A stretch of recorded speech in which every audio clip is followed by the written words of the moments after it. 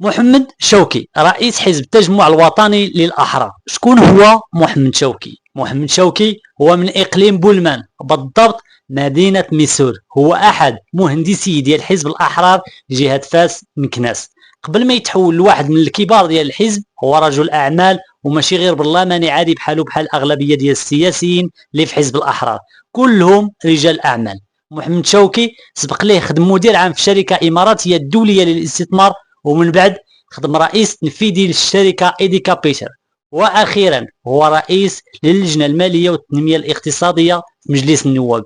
يعني عنده مع هادشي ديال الحساب والمالية، حيت عوالين على 5 سنين ديال الأموال تترعرع.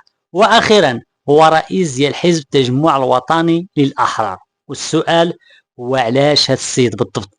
مع العلم ماشي شي سياسي كبير ولا شي شخصية قيادية. حطوا لنا الآراء ديالكم في التعاليق وقولوا لنا شنو بالكم في هاد السيد.